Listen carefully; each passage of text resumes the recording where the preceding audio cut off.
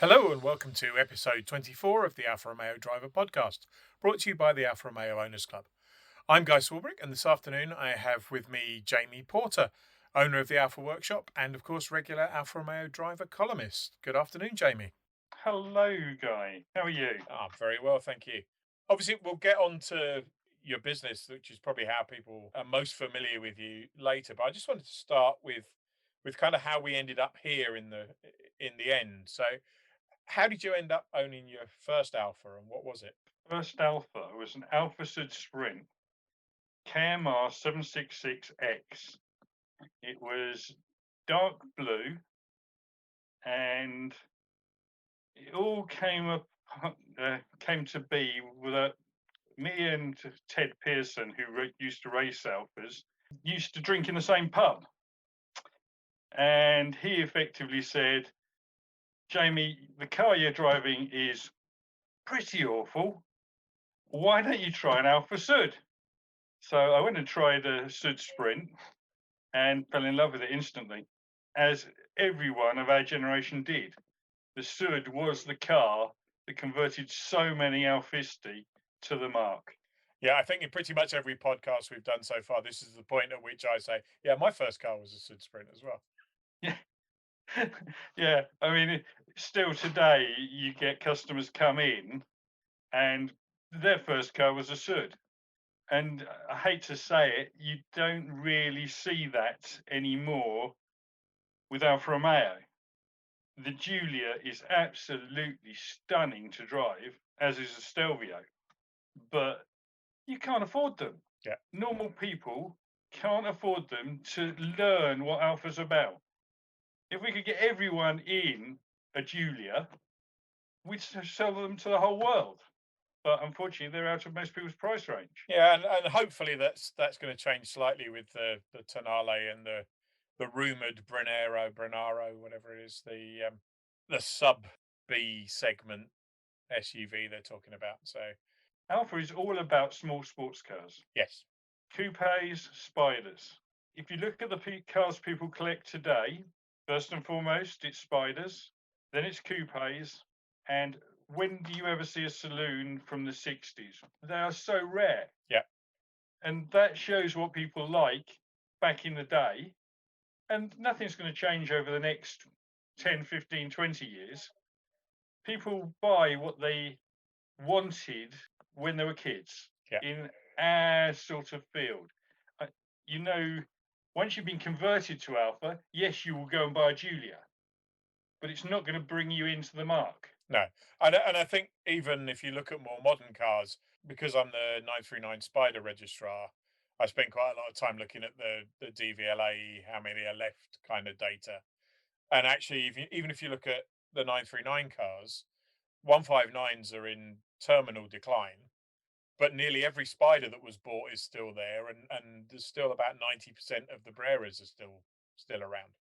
Yeah, I just hope that the merger with Peugeot will bring a bit more life back to the mark. I have a feeling it will, as the new CEO is into his sports cars, allegedly. Not that I've met him personally, but allegedly he's into his sports cars, and he's got to see where the peaks of Alpha sales have always been. Yeah. Oh, we've got a feature in the February issue, which will be out about a week after this podcast comes out, about what we think Stellantis might do with the Alpha brand. And I think the good news for Alpha fans is if you look at the 14 brands they've got, there's a whole bunch of them that all sit together in the bottom corner of the market with Peugeot, Citroen, Vauxhall, Opel, Fiat to a certain extent, doing more or less the same thing. And then in that space that it's kind of the has become the BMW, Mercedes, Audi, sporty saloon car space with some coupes and spiders.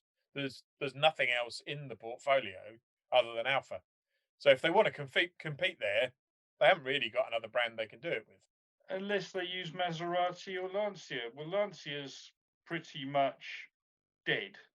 It makes a tiny little thing in Italy only. They sell 30,000 of those tiny little things in Italy only, so they're actually not far off Alfa's volume. But you're right. They're only 10 pence each. Well, it's an interesting niche because Stellantis actually refer to Lancia as a luxury brand, and we were talking about this the other day. Italy's probably the only market where you've got people whose real car is a Merc or even a Maserati, but who live somewhere like Lucca, where the car's just too big. So they buy the Lancia so that they can drive in their hometown in something that feels a bit posher than a 500, but is the same size as a 500. And I don't that just doesn't exist anywhere else. I love Fiat 500s. Did I say that on this podcast? I'm sure I shouldn't have said that. My wife has one, and they're fantastic little cars. They're fantastic. So But yeah, I mean, they're very similar, obviously, to the MiTo, yeah, chassis wise. And so we're obviously quite used to that. It's quite a good fun thing. The MiTo's quite a good fun thing as well. the other thing about the 500, I think, is there's a lot of concern amongst Alpha owners that the small SUV, the Brenaro, is going to be built in Poland at Tichy, and therefore won't be Italian. But I don't think I've ever heard anybody complain that their Fiat 500 isn't Italian enough, and they're all built in Poland. True, yeah. I mean, a lot of stuff in the Fiat brand does come out of Poland. You see a lot of their products coming from there. Yeah. When we're buying stuff in, you see, made in Poland, all that sort of stuff at work.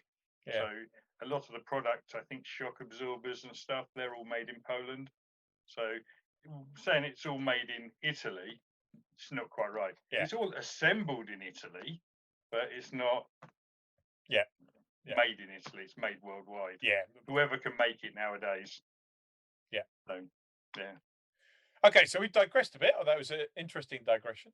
So you started with the Alfa Cert. Now, this is a really complicated question for somebody in your line of work, but do you actually know how many Alfas you've owned since that first Alfa Cert? Not a clue. I have absolutely no idea. Today, as of today, I've got more Alphas than I've got fingers and toes. So I've lost count now. And apart from the suits that we know you had a soft spot for, any particular favourites out of the Alfas that you've had? It's horses for courses with Alphas.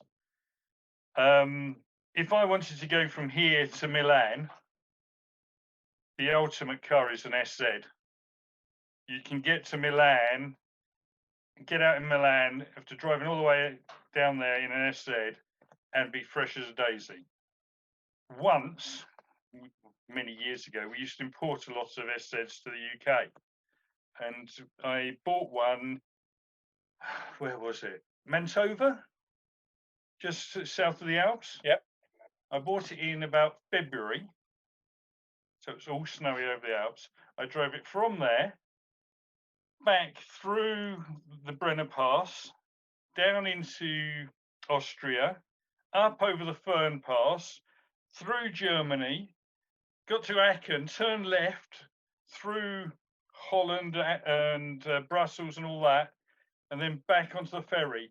I left there at about 6 o'clock in the morning, and I got home to Royston at 5:30 in the evening. My wife, who flew out there, left an hour earlier and got back home an hour earlier. So we did a Top Gear special before Top Gear did a Top Gear special. Brilliant. Yeah, it was great fun. There was two of us driving, and while we're driving through Italy over the Brenner, you had to limit your speed because the roads were just ice and snow everywhere. Snow just 6 foot high. But you dropped down into Austria and you started to open it up in an SZ. By the time we were into Germany, we were doing 100, 120 mile an hour, stop for fuel, change drivers, and onward. Eventually, when we got to just coming out of Brussels, I looked in my rear view mirror and I was doing about, I don't know, somewhere in excess of the speed limit by a significant amount, I seem to remember. Anyway, I looked in the rear view mirror and it was a 3-lane motorway. And on the offside, a Ferrari was just about to come past, and it was being raced by a Porsche that was in the inside lane, and they went past me like a ton of bricks. But I got back to Royston. I felt so good, so fresh. Couldn't do that in another car. Well, I've said that. Maybe a powerful Julia would do that nowadays. Yeah. The 280 or the 505 horsepower, 510 horsepower, whichever you mean. But yeah, awesome car. Fun down the lanes. Still the third, I think. Realistically, what else would I have? Fun at legal speeds. Bertone Coupe. If you go into a roundabout in a Bertone Coupe, it's got, by modern standards, so little grip. It will go sideways at 25 mile an hour. And Right. you're like, okay, I'm actually enjoying myself controlling a car at a speed where I'm not going to get my license torn up by the constabulary. They're just brilliant because the competency level fits with the speed limits. Right. They're brilliant things. So I'd say probably my three favourite Alphas are the SZ, the Sud, and the Bertone Coupe. Okay. I've still got the second Alfa I ever owned, which is a Bertone Coupe, which I bought back in 1988, I think. And it's beautiful car to drive. I'm fairly we're making the new one. So it wasn't in your list of favourites, but I came to see you a couple of years ago now with the Stelvio. Compare it with your V8 powered Matter. So where's that at the moment? That's just gone into the workshop, literally yesterday, to have major surgery. Cosmetic surgery or? Oh no, a major graft. What we found is with that engine, it was too powerful for the gearbox. So the gearbox, if you can imagine, is like a U shape with an open top. Okay. And when you start getting a lot of power through the gearbox, the top of the gearbox opens, so the gears move apart in the gearbox, and then it starts ripping the teeth off gears. So it's done it about 3 times now, and I've got bored with that. So I'm going to put a 2 litres to Nord engine in it out of a old Julia, which is about 130 horsepower, which it should be able to cope with. But the Montreal engine is being extracted from the Matter to go in one of Richard Norris of Classic Alpha's 33 Stradale replicas. Very nice. Yeah, so that's where that's heading. So we'll have we won't, the customer will have a 33 Stradale replica with a very original looking chassis and the proper engine. I know it's not quite, there's a Stradale had a 2 litre and this is 2.6, but it's the same, looks the same essentially. Once you've fiddled with it, it will look as a Stradale. So someone's in for a little treat. Yeah, sounds very nice. Yeah, so that's what we're doing with the Matter. Okay, so you're obviously an Alfa owner before you had the business. How did you end up turning your passion into your livelihood? We've all got a problem, Alfa owners. I don't know whether you ever saw the advert. It was a vial of, what was it, vaccine. And on the side of it, it's got a little triangle and it's got virus alpha. Brilliant advert. I thought it was fantastic. I think it was in the 60s or early 70s it came out. Yeah, I think it was a French advert, wasn't it? It was a Alfa Romeo France advert. I soon realised that I'd got virus alpha. And the only real way to support virus alpha is to have lots of them. Therefore, you have to know how to repair them. And as I was always already in the motor trade, I started my apprenticeship on Land Rovers, then went to Vauxhall and finally to Volkswagen. And then I started up on my own. So virus Alpha is the cause of me starting my business. I got infected at an early age and I couldn't shake it. And did you sort of jump in at the deep end, or was it a sort of hobby business that became a full fledged business? It was always something I'd planned to start on my own. So I started off as doing it weekends, then built up and built up and built up to we're the size we are. I mean, we've just recently moved to a new unit about 2 years ago, Yeah, and compared with what we had when we started, I mean, I started with it's effectively a double garage. It was slightly bigger than that. You had room to take engines out, but it yeah. was effectively a double garage. And the transformation over what 26, 27 years, amazing. Even I don't believe it. And it's thanks to all the customers out there that we've been so successful. And there's kind of two major parts of the business, isn't there? There's the workshop and there's a parts business. How different are the challenges between running those two sides of the business? I love the workshop. I absolutely love the workshop. And I do, in some ways, find the parts side a little bit of a chore. It's not my thing looking through 10,000 product lines to see who's doing something 10p cheaper. It just doesn't float my boat. Yeah, I have to do it, but it's not exciting. I like to be out there with a 4C and go, I've cured that problem. That car came in with that. A bit like the front geometry, where it came in when Alpha finished it, and everyone in the UK was complaining, it doesn't feel quite right.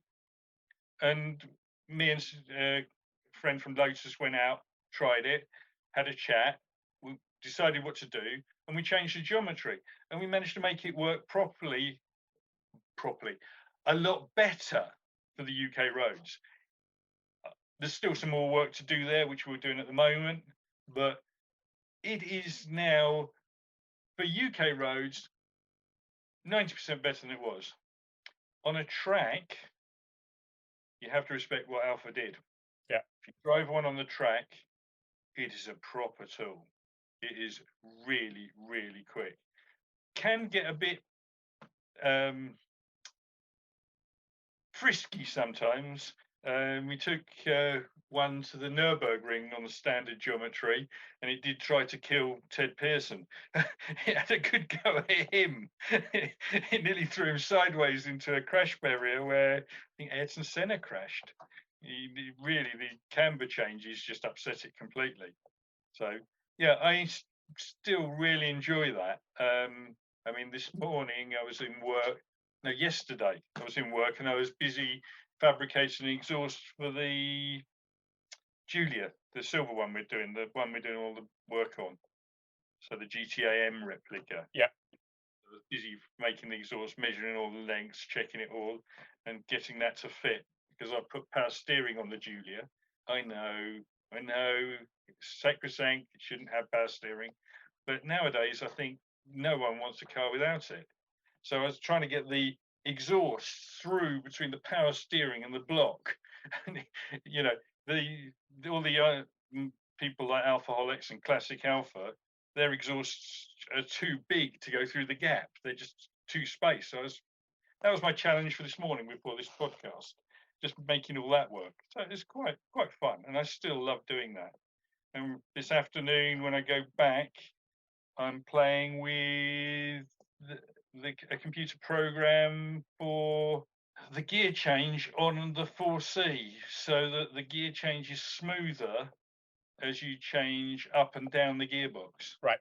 So we're going into the technical playing on, well, essentially this laptop on now, and talking to the computer on the 4C to get that to change gear in a different way, so it's a smoother change. But yeah, it's still a challenge, and I still love it. Having said that, the majority of income and the business is the internet now. Right. It's arts.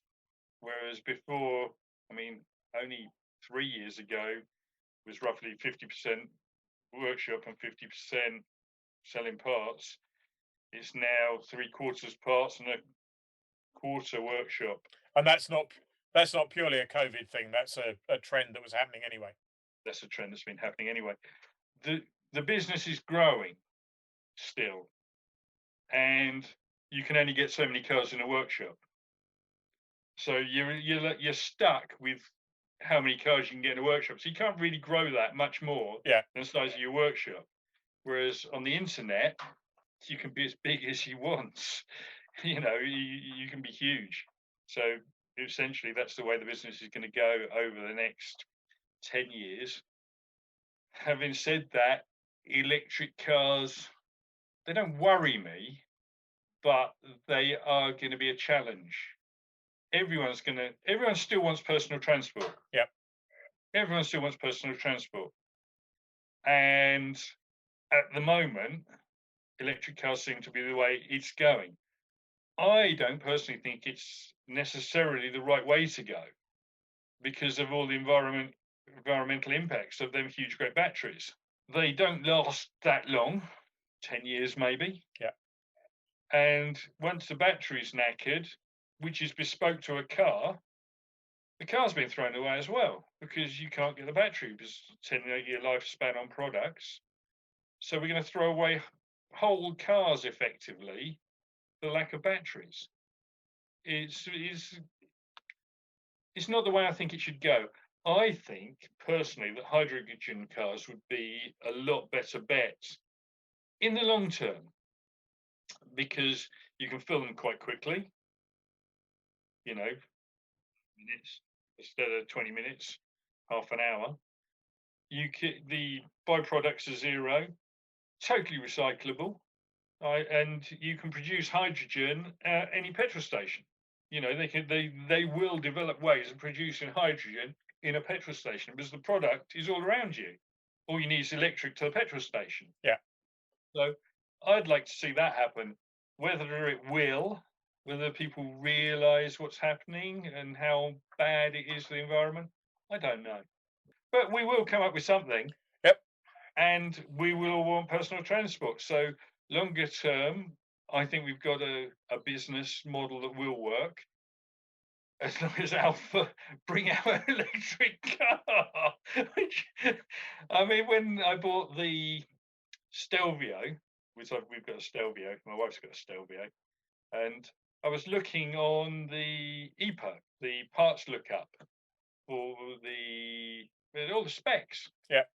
And when they launched the 2 litre, it had there obviously 280 horsepower, but in the parts list there was also another one which had 350 horsepower on the parts list, and I was like, "What on earth's that?" Turns out it was a light hybrid, Right. and they've never brought it out. And this was 4 years ago, maybe, when the Julia came out, somewhere around there. I was looking at it, the Julia Stelvio when they first came out, and they've never done anything with it, even though they bothered to do all the parts diagrams, all that sort of stuff, and we've never seen it. I heard only last week or so, I think, that that 2 litre engine as half a hybrid powertrain is going into the next Maserati SUV. So that 350 horsepower PHEV drivetrain didn't die; it just never appeared in the Stelvio for whatever reason. Yeah, yeah, which is a shame. But does it tell us where Alfa Romeo is going longer term? I don't know. No, I think the big thing about this Stellantis merger is that anybody who can even attempt to look out more than about 18 months is guessing.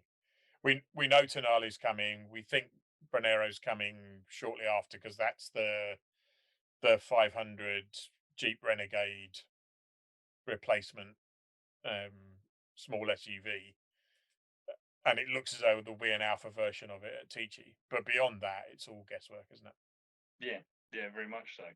Which is it's interesting. It is. But do I want to be tuning up electric cars to make them go faster, or am I just going to be changing brake pads? Don't know. I Yeah. don't know.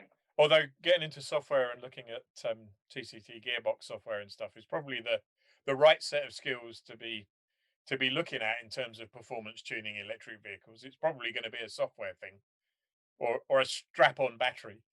Yeah, mi- mind you, looking at it in a more rational sense, I'm 56 now. I intend to retire by about 65. 9 years, we're going to still have Julias about. So, Oh yeah, and but Julia, yeah, the old Julias and the Breras and all that sort of thing, they're still going to be about. So, yeah. the thing I'd say is that there's just going to be fewer people doing them. There'll be fewer garages. I particularly wouldn't want to be going into the garage industry at the moment Yeah. because it's going to get a lot smaller than it is, I think. But I do say that very, very tentatively. There's a lot of alpha specialists. A lot of the other guys who are out there tend to concentrate on one particular period in alpha's history. But you seem to cover pretty much everything. That must be a challenge all round in terms of knowing enough about all of them and having the tools and the parts.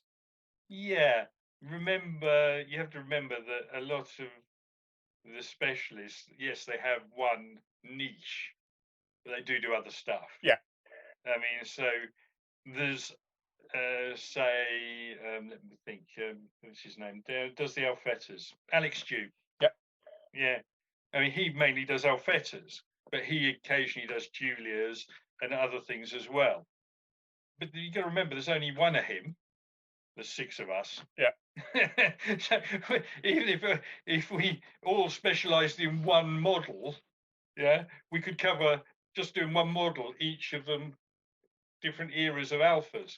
And that's what we tend to do in the workshop. So Matt, the one of the technicians, he tends to do the diesels. right. So the 1.9s, the 2.4s, all that sort of thing. Chris tends to do all the twin sparks. Adam does the 4Cs. I tend to do a bit of everything, but just going and troubleshooting. And Simon tends to do the older stuff, the Julias and all that sort of stuff. So we sort of split it into who knows what they're doing within the workshop. So they all have their little speciality that they know back to front, sideways, etc., etc. There are really three big specialists in the UK that aren't just sort of one, two-man bands. Yeah, There's us, there's Adrian Jardine at Alfa Aid, and there's Ned at Auto Lusso. yeah, And obviously, all the specialists know each other a lot better than people realise. You know, I've been to a nightclub with Adrian Jardine on a really good night out, etc., etc. And I've been out with Ned for a beer. We know each other well, and it's like we all work off each other. So if I've got a problem that I haven't seen before, I think Adrian was doing one of them the other day. I'll just ring him and see if he's got any clues on that. Or if Ned's got a problem, he'll ring me. Or if AD at AH Motorsport's got a problem, we'll just talk to each other. You know, fairly obviously, they will obviously talk to us a lot about 4Cs. yeah. And, you know, if I need something for a SZ, I talk to Adrian at Alpha Aid. So it's a bit of a mafia. Don't think we don't know each other. We all know each other very well, and we have to because we get very little support from Alpha UK. They don't like us particularly, but I think by doing what we do, we add to the brand. We keep it going. We add a depth of knowledge that you wouldn't see in a dealer. Yeah. They're doing cars up to 3 or 4 years old. Well, and I was going to say one of the constant complaints we get about dealers' service is that there's a cut off. It's probably not 3 or 4 years, but certainly by 5, 6, 7 years old, they either don't really want to know or actively don't want to know, and that must be good for you in effect because they're directing customers at you, Yeah. even if they don't point you by name. It's good for us, but it's not good for the mark. The mark will be a lot better if people could go into a garage that said Alfa Romeo and they knew exactly what they were doing in that garage. Yeah. Because a lot of the problems people have with Alphas would disappear. Because a lot of the problems are often very simple. I mean, I've got a car in today or tomorrow. It's Julia. Heated rear windscreen isn't working. Well, it turns out its battery's getting low Right. because it's not being used, and part of the Alfa Romeo's fuel saving system effectively turns off the battery. Effectively turns off the heated rear windscreen. When the battery goes low, or B, when the alternator isn't charging as much as it should be. Right. So the strategy of the alternator will be to tend to charge as much as possible when you're off the throttle going down a hill, and then when you're accelerating, it backs off the amount it charges. So it saves fuel by producing electricity Yeah. when you're not needing it. So it's Then this almost the very mildest form of hybrid. very, very mild form of hybrid. But I mean, manufacturers think of all these things that you wouldn't have thought in a million years they'd bother to do that. It's a bit like Yeah. the VW emissions scandal. Where did they think of doing that from? Whatever made them think of doing that? There's someone in a design office that spent weeks thinking of that just to make it save fuel.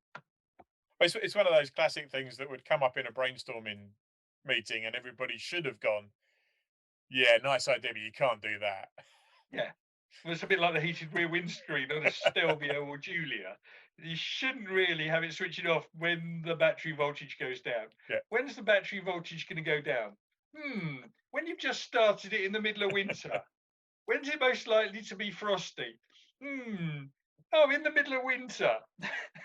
So that's one of my challenges to see. Well, I'm going to go and see if the Fiat Alpha have changed the software and have done an update at the factory, and then I'll download that to the car to get the heated rear window working.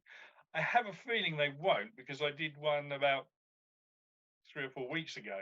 I did a full update and it didn't have it on it. So hopefully someone at Fiat or Alpha will go, we need to do an update on the heated rear window on a Giulia so it works in cold weather. You have to laugh sometimes at Alpha. So you must have seen quite a few rare and unusual cars over the years that have come through the workshop. Any particular cars that stand out? Okay, well, some days I have something called Jamie's luck. They'll know it at work. You know, it's like I walk out into the workshop, someone brings a car in, I walk out to it, and it magically starts working perfectly. And it will just, I don't know how it happens. But anyway, back in 1988, I bought myself my Julia, my 1750 GTV. And I've always known there's something odd about it. Because it's got odd things like Italian indicators. So the indicators on the front are white. It's got all the gauges are in Italian. The bracket that holds the brake servos on the inner wing is hand welded on, not spot welded on. And I've always thought this was a bit odd. So I had a word with Chris Sweetapple of the Highwood Motor Company. And he came out and had a look at it many years ago. And we realised it was the first 1750 right-hand driver for production line. Right. So it's slightly unusual. And I just talked to Ken Carrington, who does the dating certificates. And I was doing it because I was for the silver one we're building at the moment. So but I asked him to do the dating certificate on my 1750. And it turns out it was made in 1970 in Italy, but it wasn't sold by the factory until 1975, and it was sold in Milan in 1975. Now, when I bought it, it had a load of Milan tax discs in it, Right. so that all fitted. So it almost certainly, never find out, but the factory owned it for 5 years. It's almost certainly a factory test car. Right. Same as luck. Yeah. So it's an interesting car, but it's also the rear panel is off a really late 2 litre, and it doesn't fit with the car at all. But when you do a repair, a body repair, normally you'd overlap the two panels where the rear panel and the rear wing join. On my car, it's joined and they're butt welded, as a factory would do. Right. So I just wonder whether I wonder whether it would ever it came out of the factory like that. As a sometime in its history at the factory, they put it backwards into some tree somewhere, and basically thought, "Oh right, we'll put a 2 litre panel in the back of that, and then we'll sell it." And then it appeared in the UK in 1977 when it was sold as new by some cheeky person. So yes, I do New old stock. yes. So I do come across some odd things, most of which are in my garage. I mean, then I've got sitting next to that, I've got the 75, which I put a 3.2 litre in it. Right. With a twin spark gearbox, so it's got nice low ratios. And then I stripped that out, so it weighs about a ton, and it's got 270 horsepower. Is that the one that you had at Snetterton when you were doing the shakedown for the race car? Yes. White one. Yeah. That one. The one you start with a hammer. Yeah. Sometimes you need a hammer. And if that doesn't work, you need a bigger hammer. Yes, I don't think we should probably be saying that. But yeah, I think what happened on that day is the fuel pump decided to eat some corrosion from inside the 30-year-old petrol tank, and it got jammed in the pump. Because on a 75, the fuel comes out the tank, through the pump, and then through the filter. You'd think it might be a sensible idea to run the fuel out the tank, through the filter, and then through the pump. But remember, this is Alfa Romeo, and this is on the car that has the window winder switches in the roof. Yeah, it's perfectly logical. Everyone thought that was a good idea. I mean, everyone got in the car and immediately knew that the switches were in the roof. And 75 is obviously the car. You cannot get a cassette out the cassette player when you're in fifth. Yeah, I want to change the cassette. Yeah, let's change that to fourth so I can change the cassette. Because every time I eject the cassette, it hits the gear lever. I assume the logic for the window switches was that if you've got your arm out the window in Italian style, you're not going to bring your arm in to use the window switch on the door handle. So you need to put it somewhere else. Although that does leave you driving no-handed, doesn't it? Okay. Can you give me an explanation for the handbrake then? No, there's no explanation for the handbrake. The only thing I've ever seen in a car which is more bizarre than that is the ignition key on a Saab in the center console. I don't know what you'd have to be smoking to think that's a sensible place to put the ignition. True, but then you can have it linked directly to the reverse gear where it locks in the reverse gear. Yeah. But at least they didn't put a suitcase in the dash. Some of you will know what I'm talking about there. I'll tell you, a proper Alfisti know what I'm talking about there, won't it? But I mean, talking of weird things that were way ahead of their time for Alfa, which you don't really think about now. Was it the Alfa 90? It had a section under the bumper that when the air pressure built up in the engine bay, it forced down a spoiler under the front bumper. An active splitter. It wasn't really. It was sort of neither active nor passive. It just sort of basically more pressure above forced this thing down, and it became a splitter under the bumper. I mean, and also, I mean, we all forget first car with common rail diesel, Alfa Romeo. First car with direct injection petrol, Alfa Romeo. First car with variable valve timing, Alfa Romeo. We're so we. I mean, sometimes I think this is part of the problems we get with alleged reliability. Is that the stuff that Alfa Romeo do is on the leading edge of what can be done Yeah. or is being done. I mean, I think it was 2 years after the direct injection came out in the 156 that it came out with Mercedes. I think somewhere like that. And common rail diesel, everyone's got it. Yeah. But I mean, that was developed by Fiat Powertrains and went into Alphas. And then, of course, what did they do? Sell it. I think they were slightly smarter than that. I think they licensed it. I think they still make money from every common rail diesel that's sold, or they did for quite a long time afterwards. Well, So Bosch had to pay them royalties, I think. But yeah, yeah, you know more than me on that one. But imagine if they still developed the whole system. yeah. But being Italian, could they? Would they? Who knows? Yeah, will they get a chance in the future? And that's it's not just shared platforms from now on. It's the small SUVs got the 1.3 Firefly PHEV powertrain in it. So the Fiat engine with it's 280 horsepower, I think, by the time you combine the petrol engine and the batteries. But Peugeot have a 1.2 PureTech hybrid powertrain that effectively does the same thing. So will it make sense for Stellantis to have a 1.2 and a 1.3 small car PHEV powertrain? Probably not. Who knows which one it will be? I, I certainly don't. No. I certainly don't. But I mean, I personally, um, I'm going to miss the big naturally aspirated engines like the 3.2.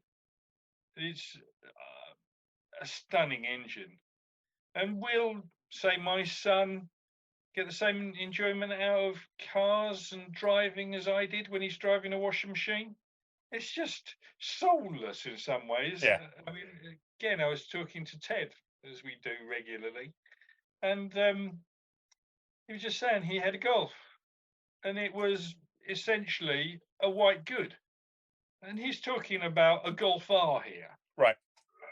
It's not. We're not talking a little wussy little 1300. Not going to drag the skin off it. He was saying that a 160-mile-an-hour car was not engaging. You can't say that of a Julia. Yeah. Or a Giulietta. There's something about it that makes it an Alpha, which most marques haven't got. Well, we've already embarrassed Ted by calling him a former Alpha racer, and talking about his indiscretions on the Nurburgring. So we probably shouldn't say how much he likes his Merc, because that would embarrass him even further. I think I might be able to persuade him out racing again this year in the MiTo. I think I've got, depending on what happens with the Alfa Romeo Championship and COVID, I've got Riccardo Lasselli and Ted both volunteering to drive, surprisingly. I don't know why they want to do that, but we're hoping for a bit better season than last year, which was basically horrible. Although I think, given the disruption to last year, there was plenty of promise there. It's quick. Oh yeah. The MiTo is definitely fast, and we've spent the winter battling. We haven't bothered to go for any more power yet, but we've been, well, as you've seen the Owners Club magazine, we've been changing the front geometry so we get more traction and grip at the front. And we've also been working with the suspension people closely, and they've revalved and changed spring rates on the front and done loads of stuff on the front shock absorbers for us, which hopefully will make it a lot quicker. We've also redesigned the underside of the car. So we've basically stopped any air going from the engine bay above the splitter going back out under the car. Right. So we're hoping that will help keep the front on the floor as well, because we've had very little problems with rear grip. We've had masses of grip from the rear, which has always surprised me, because I've always thought the problem with the MiTo would be the rear suspension, because it's primitive. Right. It's a beam axle, and you're relying on the strength of the axle to keep the wheels where you want them, essentially. But the axle is designed by Alfa Romeo to flex and give you rear steer. And if you dial that out, then you also, because the two sides are joined together by the beam, you affect the amount of roll stiffness you've got at the rear. So you're always in a challenging situation on the rear end of a MiTo, which is why something like a GTV, 916 GTV, Yeah, double wishbone rear suspension should absolutely trounce it around a circuit, because it's a lot better suspension system. But we've always had the problem where we've had loads of grip at the rear and the front has always been the issue. So most of the winter has been spent making the front of the MiTo go around corners when it should do. But as you saw last year, we weren't far off the pace with it. No, so there wasn't much more to do. And I think with a bit of luck, a bit more testing, we could do very well. But there is some serious stuff. There's some seriously nice stuff out in that championship. yeah, yeah. And I'm busy trying to persuade as many Alfa owners as possible that it's worth the effort to grab themselves like a twin spark or something and go out and try it. It's great fun. There's real camaraderie in the pits. Everyone there is willing to help you, I've found. And it's a nice thing to do.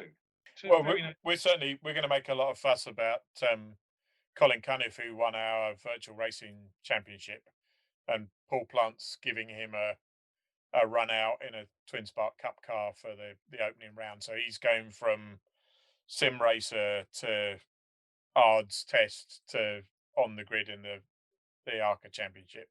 So hopefully, if we can make a lot of fuss about that, that'll encourage a few more people to say, actually, I can do this. I can have a go. Yeah. And I mean, I don't consider myself a driver. I'm more of an engineer. But I think that the more people that do that will help the club in the longer term, because it is part of Alfa Romeo racing. Yeah. Very much part of Alfa Romeo. I've taken up quite a lot of your time. The other area I wanted to talk about was most people who aren't your customers probably know you from the column in the magazine, which you talked about a minute ago. How did you get involved writing for the magazine? Oh, Andrew Brown. We used to go to the section meetings maybe 15 years ago, and obviously go there, and all the members of the local section wanted to talk about one thing: alphas. And obviously they get a bit technical, and then they get into a little conversation on this, that, or the other.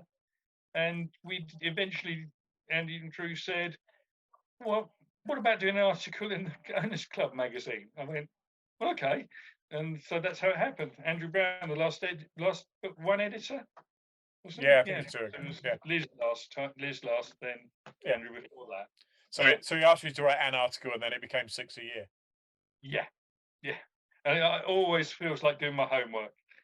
I have to admit, you're going to hate me for saying this, but it is when you receive that email come from you, I feel that feeling like I go to school when the teacher gave you your physics homework, It was like, oh, gonna do that again.